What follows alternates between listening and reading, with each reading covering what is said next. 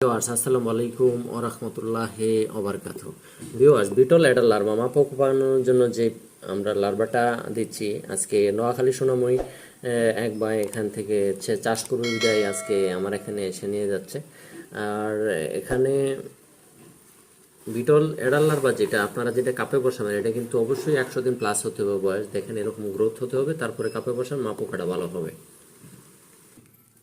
Viewers মাপোকা কিন্তু আজকে দেখতেছেন আপনারা যে এদেরকে যে খাবারটা দিছি কেন এত বেশি করে দিলাম। এখানে একটা প্রশ্ন আসতে পারে, দেখেন মোটা মোটা করে লাউ দিছেন আপনি কিভাবে এই আপনার করতেছেন। তো লাউ মাপুকরা যে আপনার লাউ খাচ্ছে, লাউ কিন্তু আপনার কাটা আমরা কিভাবে টুকরা টুকরা করে দিছি দেখেন, এরকম মোটা টুকরা করে দেওয়ার কারণ কি, এগুলো কিন্তু শতক হবে না, কারণ নিচে কিন্তু এগুলি অলরেডি বাচ্চা হয়ে গেছে বিদায় কিন্তু দেখেন এই যে দেখেন লড়তেছে ভিতরে কিন্তু পর্যাপ্ত পরিমাণের এই যে দেখেন বাচ্চা হয়ে গেছে। এই বাচ্চা হওয়ার কারণেই কিন্তু আমি আজকে এখানে মোটা করে দিছি।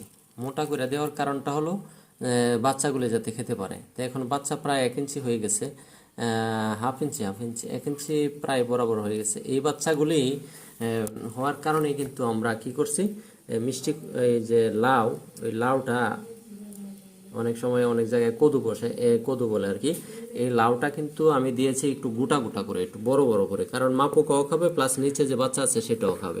এখন আমরা নিচ থেকে বাচ্চাটা যখন আর 1 সপ্তাহ যাবে তখনই কিন্তু আমরা এই বড়শিটা থেকে মা পোকাটা আলাদা করে নিয়ে নেব।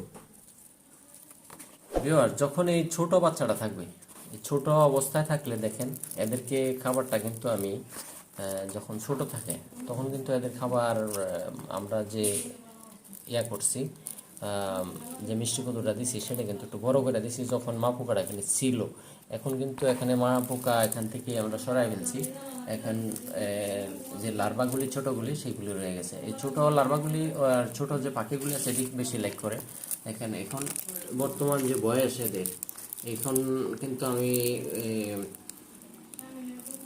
প্রায় 25 দিন হয়ে গেছে এদের বয়স। এইগুলি হলো আপনার ছোট পাখি আর অ্যাকুরিয়ামের খাবার। আর ছোট পাখিরা খুব লাইক করে এই ছোট ইয়াটা। আর যখন আমরা খাবারটা দিব তখন কিন্তু আমরা অবশ্যই একটা চালনা দিয়ে উঠায় তারপরে আমরা দেব, তখন অবশিষ্ট অংশটা পড়ে যাবে।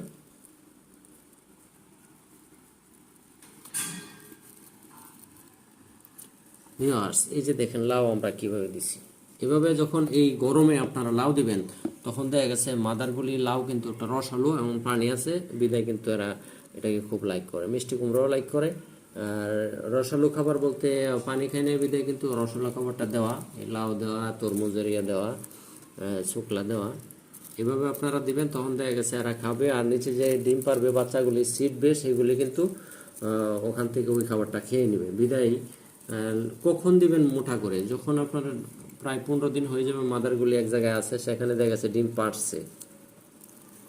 মাদার যখন বড় ট্রি হবে, আপনার বড় ট্রি হলে দেখা গেছে মা পোকাগুলি আপনার বড় ট্রে হলে 200 করে রাখতে পারেন। আর যদি ছোটো ট্রে হয়, ছোটো ট্রে হলে সবচেয়ে বেটার হয় 50 পিস করে রাখলে আর ঘন কম হবে এবং আপনার খাবার খেতে পারবে। আর বেশি করে রাখলে খাবার এরা খেতে পারবে না, দেখা গেছে একটার পর একটা জড়ায় বৈশা থাকে বিধায় খাবার খেতে পারে না। খাবার না খেলে কিন্তু মারা যাবে। খাবার দৈনিক একবার আপনারা খেয়াল রাখতে পারবেন।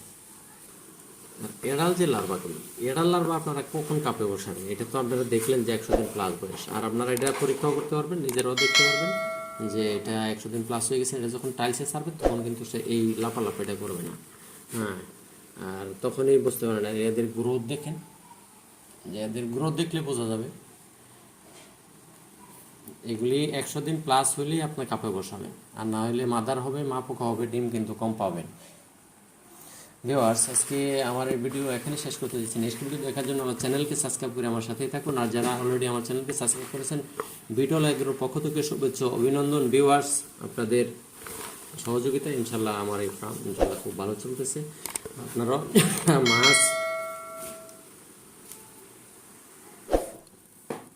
মাছ মুরগি পাখির খাদ্য হিসেবে যদি বিটল দেন তবে অবশ্যই মুরগির গ্রোথ দেখবেন আলাদা, মুরগির আলাদা, সবই দেখবেন যে অন্য থেকে অনেক একটা মোটা তাজা হবে এবং ভালো থাকবে। ভিউয়ার্স, আজকের মতো আমার ভিডিও এখানে শেষ। আসসালামু আলাইকুম ওয়া রাহমাতুল্লাহি ওয়া বারাকাতুহু।